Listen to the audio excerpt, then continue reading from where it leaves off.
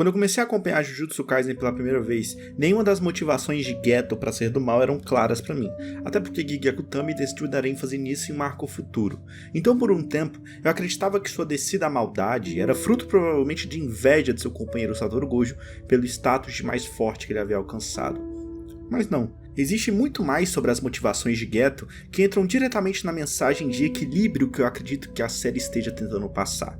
E para isso, entender a relação Geto e Gojo é essencial.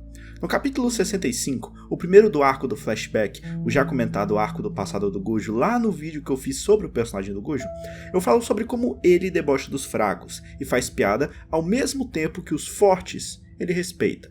Duas coisas interessantes desse momento são que, 1. A relação de Geto e Gojo é tão poderosa que eles casualmente se chamam o tempo todo pelo primeiro nome, o que para os japoneses indica uma proximidade com a pessoa. Não existe Gojo ou Geto na relação, é Suguru e Satoru. E 2. Ao falar com o Tahime e brincar com o fato dela ser fraca, Gojo está fazendo o que eu disse. Brincando. Ele gosta de ver ela ficando com raiva e por isso atiça a personagem. Isso inclusive já foi confirmado por Akutami em uma sessão de perguntas. O Gojo não odeia o Tahime, ele só gosta de brincar com a cara dela. Já o Geto, com palavras diferentes, também a chama de fraca. Mas ele fala sério. Isso pode indicar que Geto desde sempre teve um certo desdém dos fracos, mas ele o fazia de uma maneira bem menos rude que Gojo, o que torna sua mudança de proteger todos para matar todos menos repentina. Nessa primeira cena, eles são opostos claros. Geto claramente é um homem mais calmo, mais contido, mais relaxado. Isso fica evidente até pelo seu visual e maneira de se apresentar. Gojo é relaxado, descolado e engraçadinho.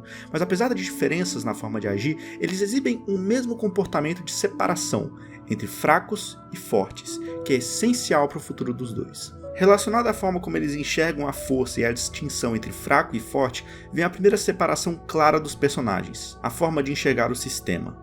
A visão de Geto sobre o sistema é referente a um desejo de encontrar uma razão em sua própria existência, uma explicação para o porquê ele tem seus poderes, porquê ele pode ver maldições, porquê ele tem que lutar contra elas e arriscar sua vida constantemente. Basicamente, ele não quer proteger os fracos só porque eles são fracos, mas também porque isso dá significado para sua própria vida. E essa parte do significado vai ser bem importante lá pra frente no vídeo. O Geto, por um lado, me lembra um pouco o Sensui de Yu Yu Hakusho, porque ambos são jovens obstinados e altamente aplicados naquilo que fazem, até o momento em que eles percebem que além dos monstros que enfrentam, os humanos também são um problema. Levando em conta o fato de Gege Akutami ser fã de Togashi, eu não me espantaria se a história de Sensui tivesse despertado um gatilho para criar o Geto, mas nunca saberemos. O Geto acredita que o sistema é de certa forma ideal, pois ele permite que os fortes ativamente ajudem os fracos. É um sistema justo. O que Geto parecia não entender sobre Gojo é que Satoru não necessariamente considerava o sistema injusto naquela época.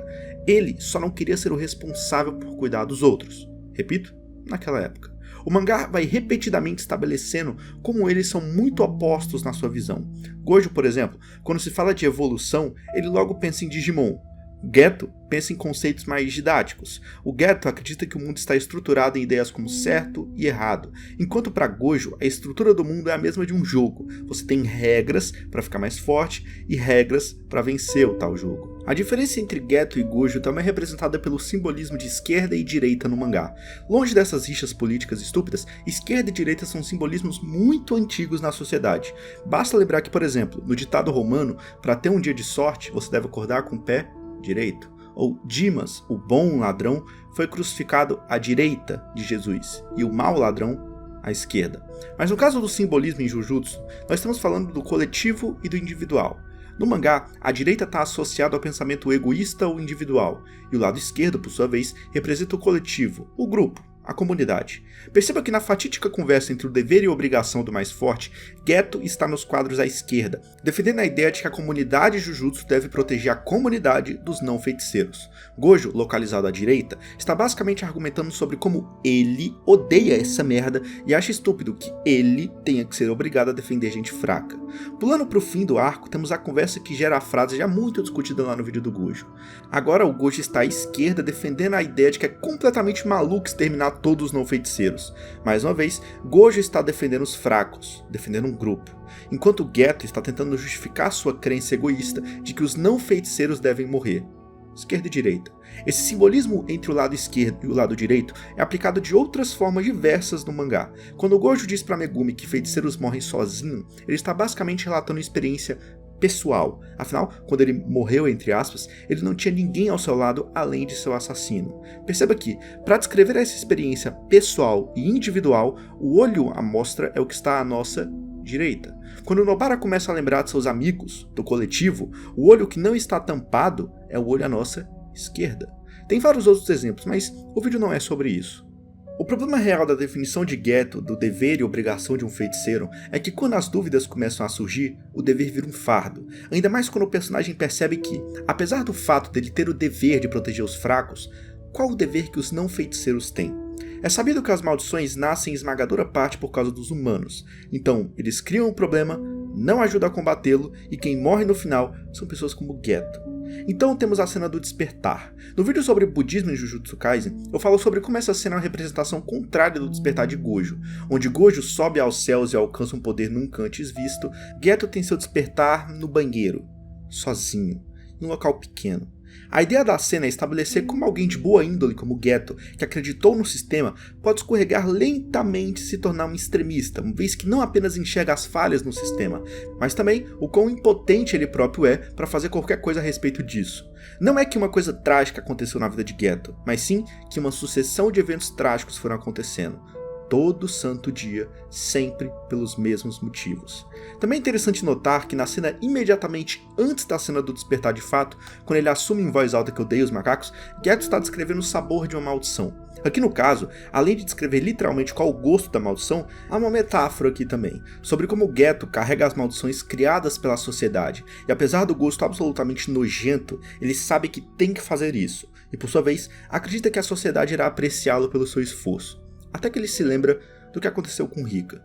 Seu problema não é que ele se importa muito pouco, mas sim que ele se importa demais. Um ano depois, ele não consegue superar a morte de uma inocente diante de seus olhos, e dos aplausos vindo daqueles que deveriam se sentir enojados pela situação. Rika morrendo e Geto engolindo uma maldição nojenta são iguais aos olhos da sociedade. Ninguém se importa. O sofrimento de ambos é invisível aos olhos de todos. A maioria é mantida em segurança devido ao sacrifício diário de minorias repetidas vezes. É disso que Geto se cansa, porque ele acreditava nesse sistema, ele acreditava que era sua responsabilidade ajudar os outros a seguir esse caminho, e ainda assim ele vê constantemente os outros morrerem ao seu redor e não sente que está ajudando uma única pessoa. Se você viu o vídeo em que falo sobre Satoru Gojo, você nota como eu deixo claro que no universo de Jujutsu, o ponto mais importante para a mudança é o equilíbrio. Só alcançando esse equilíbrio as coisas mudariam. Por isso eu digo lá que Gojo não matou Geto quando teve a oportunidade, simplesmente porque destruir seu passado não é a resposta. Você precisa conviver com ele, superá-lo. Acredito que essa ideia seja importante porque ela serve muito ao personagem do Geto, sobre como ele nunca conseguiu terminar seu plano de mudança e pereceu no meio do caminho, porque Geto sempre foi um extremista. Eu vejo Geto como formado por dois lados ao longo de sua vida. O primeiro lado sendo o Geto feiticeiro, o segundo é o que eu vou chamar de Geto humano, sua verdadeira face. Seu problema e sua falha foi levar um ou outro ao extremo. Como feiticeiro, ele praticamente jurou sua vida pela ideia de que os fracos devem ser protegidos, mesmo quando a morte dos fracos, entre aspas, fosse justificada, como nessa parte da série, em que Gojo se oferecia para matar todos os idiotas que batiam palma para a morte de Rico, e Geto negou. Perceba essa frase dele, não há significado. No entanto, por outro lado, como humano, ele segue o caminho de eliminar todos que são incapazes de usar Jujutsu, sabendo muito bem que essa habilidade está fora do controle de uma pessoa normal. Como feiticeiro, ele era incapaz de tecer uma crítica, uma reflexão ao sistema que sempre foi desumanizante. Como humano, ele era incapaz de adaptar sua filosofia porque era óbvio que seu plano nunca daria certo. Afinal, para derrotar todos os não feiticeiros, ele eventualmente ia ter que lutar contra Gojo, que queria impedir isso. E era impossível para Geto vencer. O principal erro de Geto é que ele busca incessantemente por significados. Quando ele encontra, aquilo vira sua vida. Proteger os fracos era um discurso usado simplesmente porque aquilo dava significado para sua vida. Quem ele era, o que ele podia fazer, quais seus objetivos, e etc. Ele era quem ele era por conta do que ele podia fazer. Exatamente por essa falta de significado que Geto não permitiu que Satoru matasse o culto que aplaudiu a morte de Rika. Ele começou a ficar descrente na humanidade naquele ponto. Ele reprovava que todo o seu esforço para proteger os fracos era ignorado por eles. Yuki deu a Geto a ideia de que acabar com os não-feiticeiros seria a salvação do mundo, já que é por causa de pessoas sem energia amaldiçoada que as maldições nascem para início de conversa. Yuki não deu a Geto a forma. Quem disse que mataria todos os não-feiticeiros foi ele. Disso ele já sabia. Ela fez muito pior que isso. Ela deu significado. Afinal, quem não quer salvar o mundo? E para fechar, a amizade entre Geto e Gojo é justamente o que muitos Battle Shounen, entre aspas, gostam de evitar. No fim, ou os inimigos viram amigos e se entendem, ou nos últimos momentos de vida, os dois amigos que viraram rivais se entendem e se acertam. A história de Geto e Gojo é mais trágica porque o Gojo nunca deixou de ver Geto como amigo, absolutamente em momento nenhum, e o Geto nunca se rendeu ao seu lado de feiticeiro mais uma vez. Em suas últimas palavras, ele disse que não importa o que digam, ele ainda odeia os macacos. Antes do fim de Jujutsu Zero, Gojo fala algo pra Geto que o público não sabe o que é porque não é revelado. Gege Akutami, em uma sessão de perguntas e respostas, diz que ele disse no volume 0. Ou seja, dando a entender que em algum lugar do volume 0, as palavras de Gojo foram as mesmas que ele disse para Geto no momento antes de sua morte, ou com pequenas adaptações. Mas qual seria essa parte? Para mim, a frase que Gojo disse a Geto é a mesma que ele disse a Yuta nas páginas finais. Quando Yuta pergunta se foi Gojo que achou seu cartão de identificação da escola, seu professor responde: "Não, foi meu melhor amigo, o primeiro e único." É uma pena que a amizade deles tenha acabado daquele jeito. E eu acho que por hoje é isso. Tchau.